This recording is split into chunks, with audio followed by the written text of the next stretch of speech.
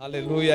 Antes de nós lermos a palavra de Deus, você pode abrir logo a sua Bíblia em Lucas capítulo 9. A gente vai orar, nós vamos fazer uma oração. Pedir para Deus nos abençoar nessa ministração, nessa meditação da palavra dele. Deixa o Espírito Santo falar ao teu coração nessa noite. Amém, Senhor nosso Deus e nosso Pai querido. Nós te louvamos, Senhor, por chegarmos aqui, Deus, por esse dia tão abençoado que o Senhor nos abençoou. E Deus, que o teu Espírito Santo é aquele que age, Senhor Deus, nas nossas vidas, é aquele que age na tua igreja, é aquele que tem feito a tua obra, Senhor Deus, aqui nessa terra. E que ele, o teu Espírito Santo, o nosso Deus Espírito Santo, venha fazer uma obra nessa noite. Esquadrinha, Deus, o nosso coração, o mais íntimo do nosso ser, Senhor, que tudo que vai ser proferido, que vai ser falado aqui, Deus, venha, ó Deus, alcançar, Deus, a nossa mente, Senhor, em nome do Senhor Jesus, e que haja, Deus, uma libertação espiritual, que haja cura na alma, Senhor, nessa noite, que haja, Pai, um posicionamento, Senhor Deus, de verdadeiros discípulos de Jesus nessa noite. Ó Pai, em nome do Senhor Jesus, repreendemos todo pensamento, Senhor Deus, que esteja, Deus, longe, ó Deus, que venha trazer agora cativo, Pai, escravo a Ti nessa noite. Ó Pai, em nome do Senhor Jesus, é o que nós oramos, Pai querido. Amém e amém. Então, eu quero ler com você no versículo 18, do capítulo 9 de Lucas, do Evangelho de Lucas, 18 até o 20. E você pode ler comigo. Amém? Estando ele orando à parte, achavam-se presentes os discípulos, a quem perguntou: quem dizem as multidões que sou eu? Responderam eles: João Batista, mas outros Elias, e ainda outros dizem que ressurgiu um dos antigos profetas. Mas vós, perguntou ele, quem dizeis que eu sou? Então falou Pedro e disse: és o Cristo de Deus. Amém? Pode sentar. Aleluia.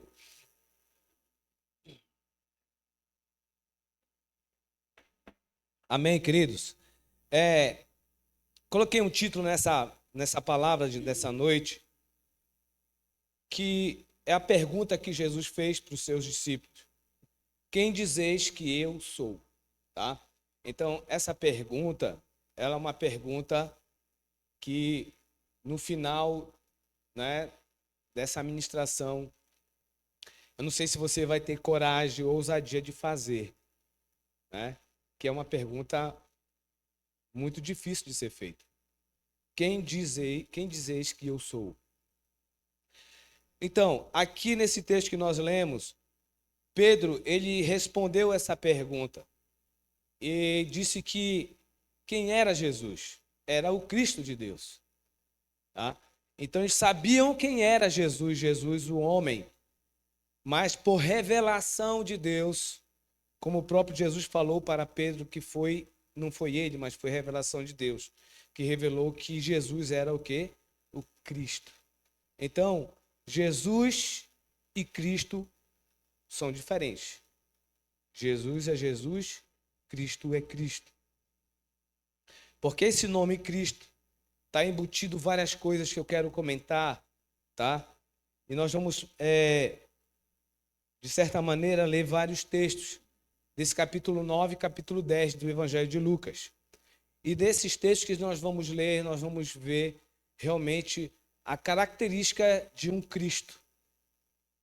Então, no versículo 22, diz o seguinte: é necessário que o Filho do Homem sofra muitas coisas, seja rejeitado pelos anciões, pelos principais sacerdotes e pelos escribas, seja morto e no terceiro dia ressuscite.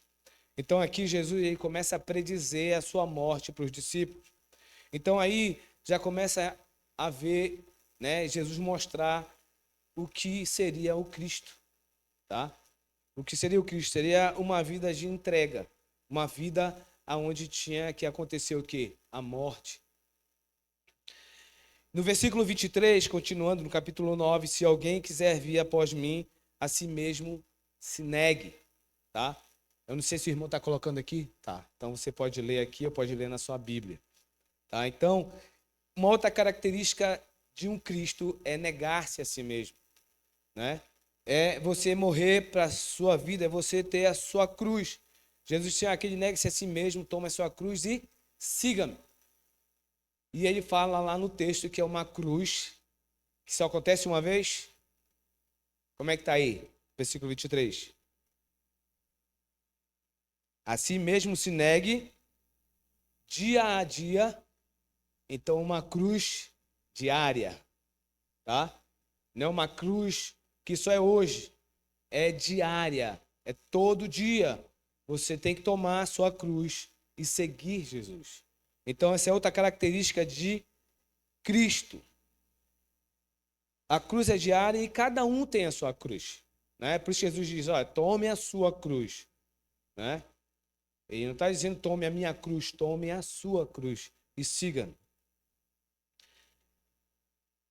Ainda em Lucas 9, versículo 33 até o 35, acontece algo interessante que a gente conhece como a transformação, né? A transfiguração em glória, onde aparece Jesus, que ele sobe ao monte, onde aparece Jesus, Moisés e quem mais?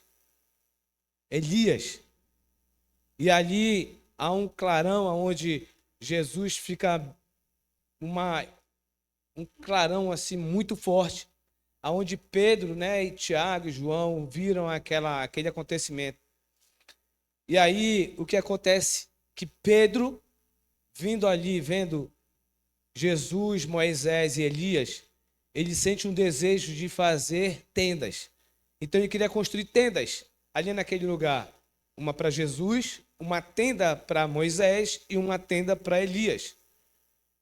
E aí, se você observar, né, você vai ver que ali são a representação da lei, Moisés, dos profetas, Elias, e do evangelho, da graça de Jesus, que é o próprio Cristo.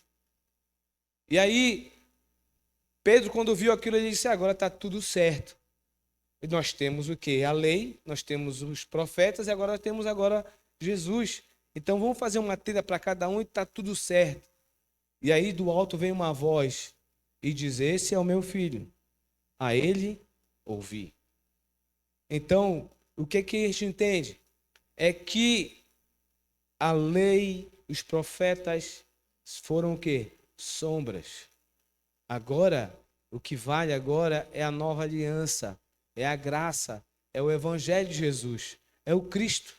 Então, Jesus, nesses textos que nós estamos lendo, ele está mostrando para nós o que é o Cristo. No versículo 51 e 53, Jesus ele manifesta no seu semblante a intrépida resolução de ir para Jerusalém. Ou seja, havia um aspecto no semblante de Jesus. Ou seja, o que era o aspecto? Era uma aparência exterior. Ou seja, ele demonstrava o que era na vida dele, o que era ser um Cristo. Então, ele tinha uma missão, que era ir para Jerusalém, como ele já tinha falado antes. E ele fala também no versículo 44, que é a segunda vez que ele diz que ele vai para Jerusalém para se entregar nas mãos dos homens. E agora, no 53, 51 e 53, ele manifesta para aqueles discípulos, através da sua aparência, da sua vida, da sua prática, que ele não tem como refutar a missão do Cristo de ir para Jerusalém. Para quê? Para aquilo que ele já havia falado, para morrer, para se entregar. Porque o Cristo, ele se entregou. Entendeu? Então, uma outra característica de um Cristo, eu quero falar para vocês que é cristão. Você é um cristão, como foi falado lá em Atos capítulo 19, que é a primeira vez falaram para os discípulos, daqueles irmãos, chamaram eles de quê? De cristão, que quer dizer pequenos cristos. Ou seja, você se parecer com um Cristo. Então aqui Jesus, ele manifestou no seu semblante uma intrépida resolução de ir para Jerusalém. De ir para quê? Para morrer. Continuando ainda em Lucas 9, 54 a 55. Aí os discípulos não estavam entendendo realmente que espírito era aquele do Cristo. E aí Tiago e João, eles chegam para Jesus, porque naquela cidade, né, lá em Samaria, onde Jesus ia, não deixaram ele entrar, impediram Jesus. E aí aqueles dois discípulos, né, conhecido, se eu não me engano, como voz de trovão, não sei, uma coisa assim, filhos do trovão. E aí, o que aconteceu? Eles só Jesus, eles não deixaram tu entrar, então vamos fazer o seguinte, vamos rogar que caia fogo do céu e extermine toda aquela cidade. Aí Jesus chegou e repreendeu eles. Disse assim mesmo, vocês não entendem nada, vocês não sabem de que espíritos vós sois. Ou seja, eles ainda não tinham entendido qual seria o espírito de um Cristo. E mais adiante, no versículo 56, Jesus fala para ele assim mesmo, olha, o Filho do Homem não veio para exterminar, nem matar.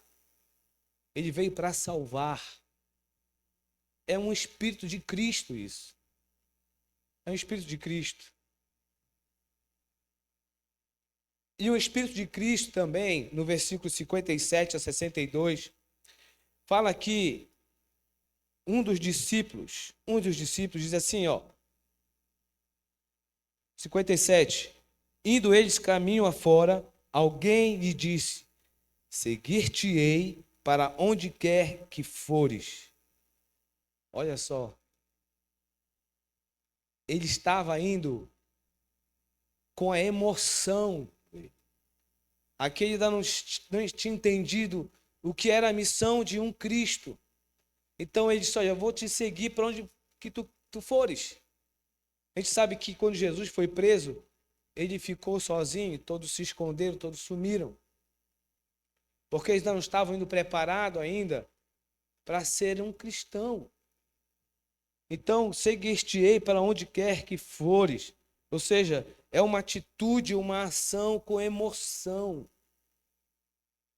Quem já teve essa atitude de emoção? De assim, não, eu vou trabalhar, eu vou assumir isso aqui. E aí, quando a pessoa está lá e vê que o negócio não é da mesma maneira, tão bonita como ele acha, e aí depois ele começa a declinar, começa a falhar, porque não é leve, é pesado.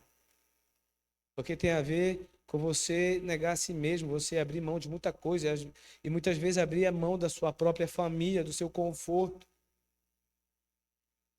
E aqui, esse discípulo, que aqui não fala o nome dele, ele disse que ia seguir Jesus para onde quer que ele fosse. Aí Jesus,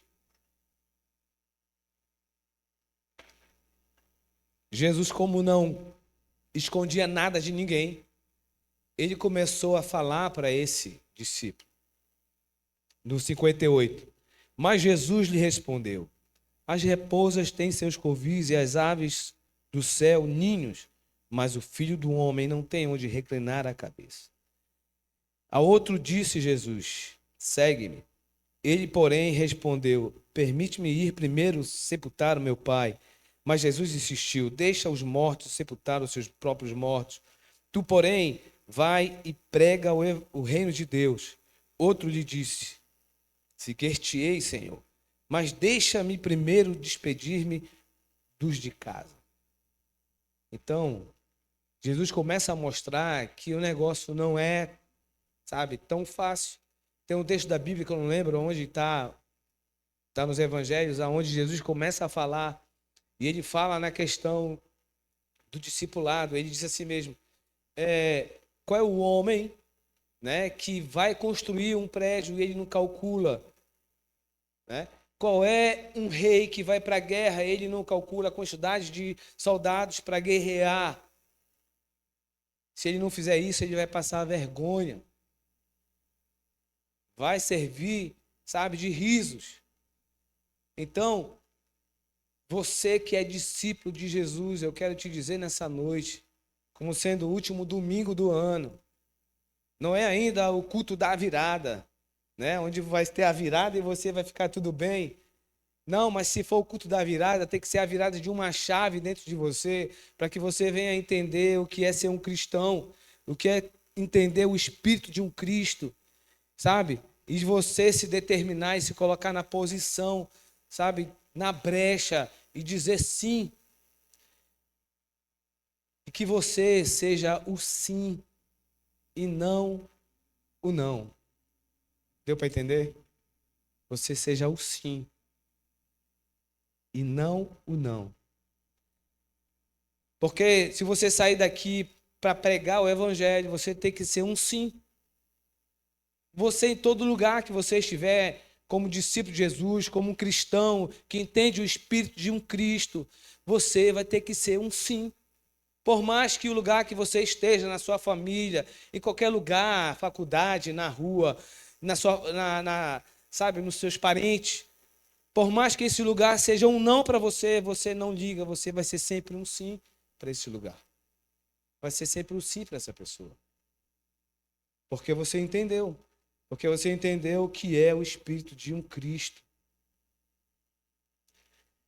Lucas 10, do versículo 1 e 2, 17 e 20. Fala, você pode estar lendo na sua Bíblia aí, acompanhando.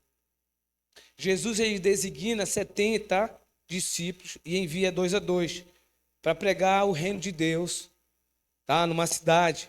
E esses 70 saíram para pregar, né? E eles voltaram de lá muito alegres, né? Eles voltaram, a Bíblia fala que eles voltaram possuídos de uma alegria. Imagine aquelas pessoas vindo, né, daquele lugar depois de anunciar o evangelho, o reino de Deus, e vieram possuídos de alegria, né? Dá para te imaginar entrar agora assim nesse cenário e ver aqueles homens vindo possuídos de alegria? Eu imagino que eles vieram pulando, gritando de alegria, pulando, porque estavam possuídos de alegria. Agora, por que estavam possuídos de alegria? Porque os demônios, até os demônios, se submeteram ao nome de Jesus. E aí Jesus pegou um balde, abaixou a temperatura para 0 grau, e aí pegou e jogou em todos eles. Jogou sobre aqueles discípulos. Diz assim, mas vocês não devem ficar alegres por isso. Vocês têm que ficar alegres é porque o nome de vocês está rolado no livro da vida. Ou seja, porque vocês são salvos. Ou seja, irmãos, a gente às vezes tem ficado alegres com coisas que dão certo e triste com coisas que não dão certo. Não é verdade? Muitas vezes nós ficamos muito alegres com coisas que dão certo. Quando não dá certo, você fica triste. Então aqui deu certo para eles. E aí o que eu vejo aqui? É que são coisas que nós fazemos, sabe? É coisa que nós realizamos com o nosso entendimento, as nossas forças para Deus. E aí você fica alegre. Quem que não fica alegre quando você vai pregar o evangelho, quando você vai discipular, quando você vai fazer algo para Deus, realizar algo para Deus, você fica alegre. Isso é bom. Mas essa não tem que ser a sua alegria, porque nem toda vez que você vai realizar isso vai dar certo como você imaginou, como você planejou. Isso não tem que tirar a tua alegria, porque a alegria que nunca vai mudar é o teu nome no livro da vida.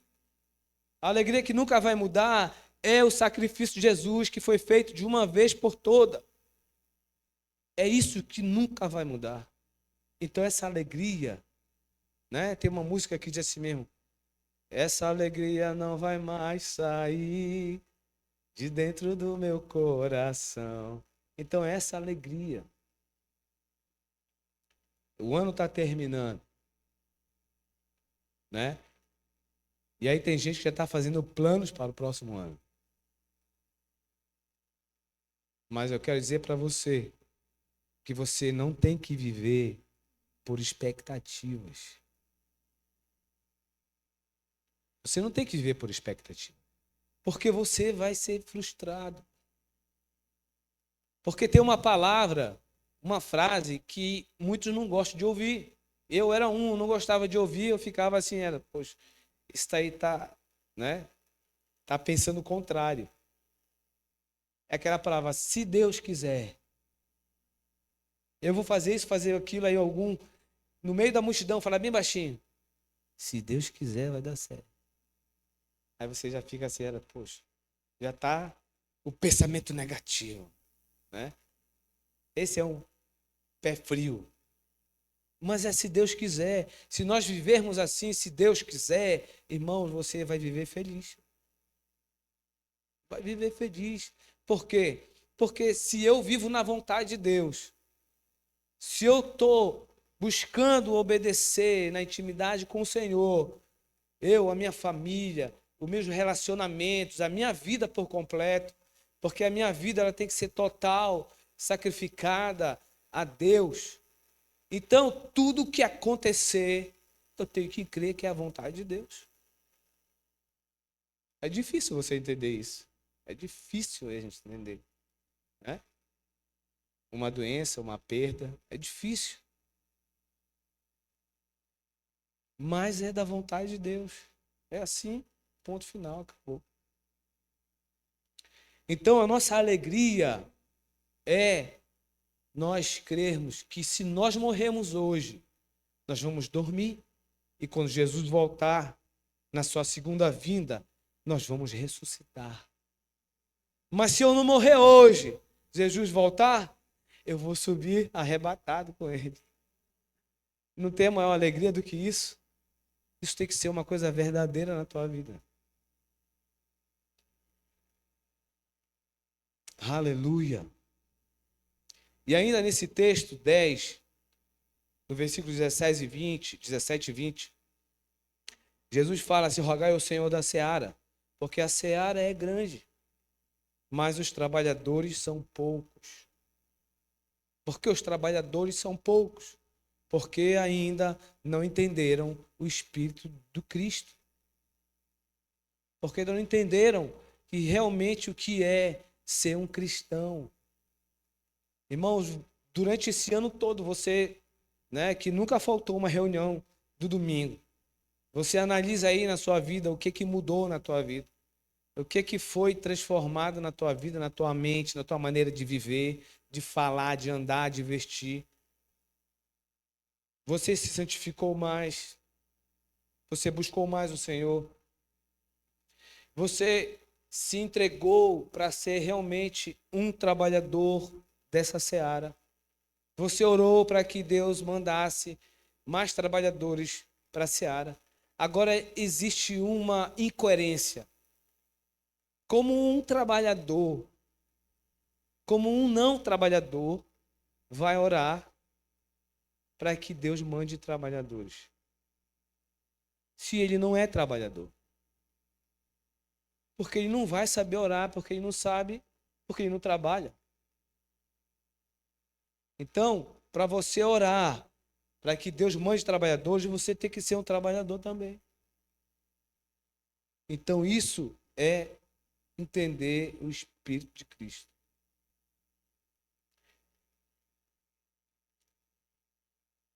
E para finalizar, Lucas 10, 25 a 37. Esse vai ser os últimos textos que nós vamos ler. Fala de um bom samaritano. Vocês todos conhecem esse texto, praticamente todos. Que havia um homem que descia, e aí aquele homem foi encontrado por salteadores. E ali os salteadores fizeram o que eles iam ter que fazer. Assaltaram aquele homem, bateram aquele homem, jogaram aquele homem no chão, e aquele homem, a Bíblia diz que ficou como um semi-morto. Um semi-morto. Ficou jogado ali no chão. Isso aqui a gente vai ver mais outras características do Espírito de Cristo. E aí, a Bíblia conta que passaram algumas pessoas. Jesus contando isso, ele fala que passou quem? O sacerdote. passou um levita. O sacerdote viu aquele homem semi-morto, e aí o que foi que ele fez? Ele desviou e passou de largo, de longe. Passou o levita. Há quem brinque assim que o levita passou levitando. Acho que ele passou por cima levitando. Esse levita também viu, e aí o que é que ele fez? Desviou e passou de largo. E aí desce um samaritano. Também viu, só que ele não passou de largo. Ele chegou bem perto. E aí ele viu a necessidade daquele homem, estava semi-morto. E aí ele teve o quê? Compaixão. Compaixão. Então, irmãos, o Espírito de Cristo é aquele que não se desvia do seu propósito. Qual é o entendimento que tu tem na tua vida do propósito de Deus para você? Será que o propósito de Deus para você é só vir no domingo aqui, louvar a Deus, cantar, vir para a escola bíblica dominical? Será que esse é o grande propósito de Deus? Eu entendo que quando nós viemos para cá, é como se nós viéssemos aqui amolar e, sabe, nos armarmos para a gente trabalhar lá fora. Então, esses dois personagens aqui, o sacerdote e o levita, eles agiram como pessoas religiosas. E Jesus sempre confrontou os religiosos. Quem já foi um religioso aqui? Eu já fui. Eu sempre conto quando eu cheguei aqui, né, com toda a minha religiosidade. E aí, isso ficou marcado em mim, que aí teve uma reunião lá em cima, o pastor Arão convidou, olha, reunião e tal, aí me convidou, aí eu fui. Né? Depois de ter fugido muitas vezes. Aí nessa reunião tinha o nosso saudoso pastor, que na época ainda não era pastor, era o pastor Jorge. E aí terminou a reunião, uma bênção. E aí eu ia sair, eu não tinha carro ainda, eu ia sair para pegar um ônibus para ir para casa. Aí o pastor Jorge chegou o pastorão, pastorão, eu vou pegar esse animal aqui e vou desovar ele ali na BR. Aí eu fico assim, como isso pode ser um crente? Porque para mim hoje assim, crente já é uma palavra religiosa, né? Como é que isso pode ser um crente? E aí, se nós olharmos para Jesus, o Cristo, a gente vai ver que ele era normal. Ele era uma pessoa normal, ele andava com os pecadores, né? E se misturava de tal maneira que ele não tinha uma indumentária, não tinha, sabe, aquelas roupas daquele sacerdote. E ele era o sumo sacerdote, o verdadeiro, né? E ele se misturava com aquelas pessoas de tal maneira que quando Jesus foi ser preso, aqueles soldados não tinham como identificar Jesus, eles tinham que ter um sinal para saber quem era Jesus. De tão parecido com gente que Jesus era. Então ali, né, Judas vai lá e dá um beijo, que era o sinal para dizer que quem era Jesus, para ele poder ser preso. Então, essa religiosidade, a religiosidade vou dizer que é uma praga. É uma praga que impede o evangelho de Cristo ser vivido. Sabe? E o que é o evangelho de Cristo? É vida prática. É você viver a palavra de Deus, é você viver, como Jesus falou em João 6, aquele que não beber do meu sangue, não comer da minha carne. Ontem estava num lugar muito abençoado, e aí, acho que foi a pastora Luciana que levou um refrigerante de Jesus, não foi? Quem foi? Foi a irmã Deise. Levou o refrigerante de Jesus. Quem já bebeu o refrigerante de Jesus? Então lá, a gente até brincou, né? Disse, olha aí, tá vendo só? Jesus disse: coma e beba, né, de mim. E aí o irmão Renato começou a beber refrigerante de Jesus. Então, se a gente não comer e beber do sangue, comer da carne de Jesus, né, para fazer parte da nossa vida, você não vai entender o espírito de um Cristo. Entendeu? Porque a religiosidade é como se fosse um empregado. O que o empregado quer no final do mês? Salário. Não é verdade? O empregado quer um salário. Então, se você for um religioso, você vai fazer esperando alguma coisa em troca. Não tem jeito, você vai querer a recompensa. Vai querer que alguém, né, bate na sua costa, diz assim, irmão, você é uma bênção, né? Poxa, você visita muito, o irmão tal, a irmã tal, é isso, é aquilo, e você vai se enchendo, entendeu? Isso é religiosidade. Mas o Cristo, o Espírito de Cristo não. O Espírito de Cristo é assim como esse homem samaritano. Olhou e viu, teve compaixão, limpou as feridas daquele homem caído. Jogou azeite, vinho, enfaixou, colocou ele no seu animal, levou ele para um lugar e cuidou daquela pessoa. Cuidou, ou seja, o Espírito do Cristo é você não olhar mais para as suas necessidades. Olha uma experiência tremenda na oração. Você que está passando por uma luta difícil, você que está muito triste, está pesado, a tua situação está muito ruim. Eu vou te dizer para você aliviar tudo isso, ora pelo teu irmão. Ora por outra pessoa. Você vai sair daí leve. Vai sair leve. Então, o Espírito de Cristo é isso, é você não olhar mais para as suas necessidades e você olhar para a necessidade do teu irmão, do próximo. O interessante é que, eu lendo sempre, eu pensava assim mesmo, o próximo é aquele que é necessitado. Aqui nesse texto, o próximo não é aquele que está caído. O próximo não é o que está caído. Bora ler aqui o texto.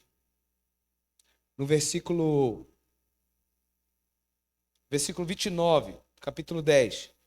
Diz assim, ele, porém, querendo justificar-se, perguntou a Jesus. Ou seja, eram aqueles intérpretes da lei, né, que estavam querendo pegar Jesus numa pegadinha. E aí eles fizeram uma pergunta, quem é o próximo? Quem é o próximo?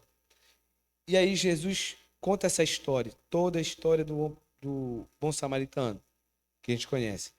Aí no versículo 37, diz assim mesmo, respondeu-lhe o intérprete da lei, o que usou de misericórdia para com ele.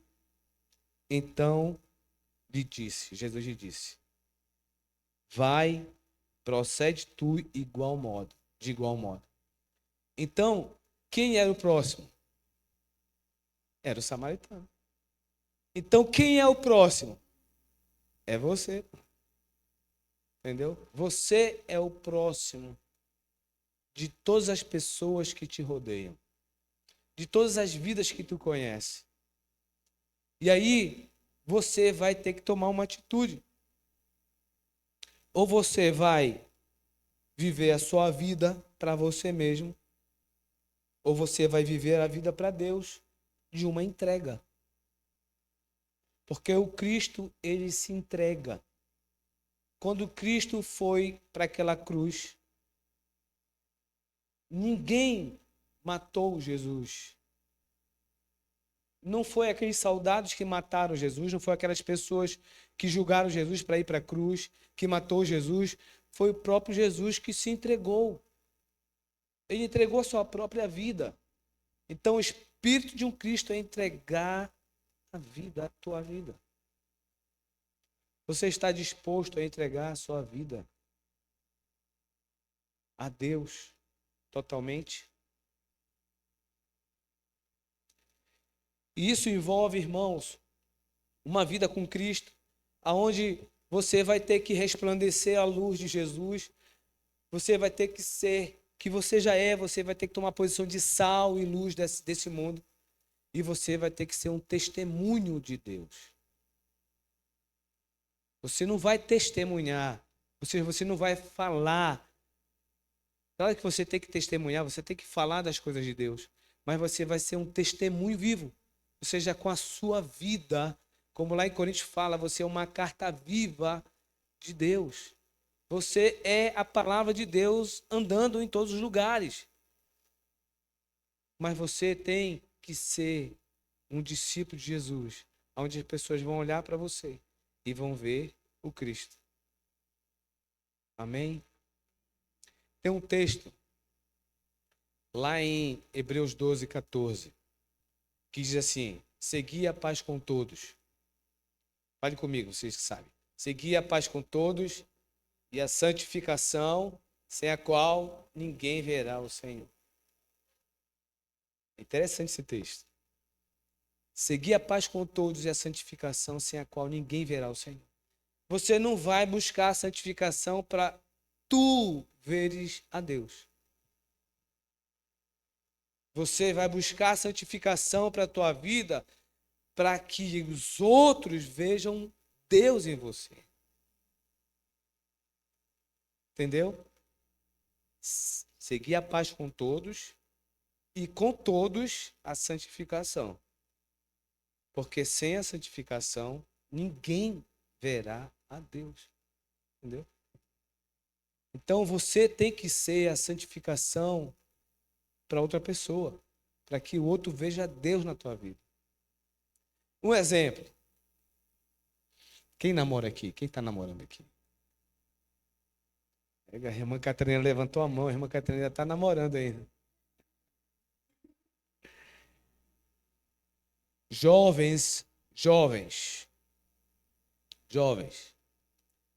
O namoro tem que ser algo santo. Entendendo? Algo santo. Então, você, discípulo de Jesus, discípula de Jesus, você tem que buscar a santificação. Para que o outro que não esteja tão bem, ele seja transformado por causa da tua santificação em Deus. Da tua busca de santificação com Deus. Por quê? Porque você vai ter uma atitude de um santo e uma santa.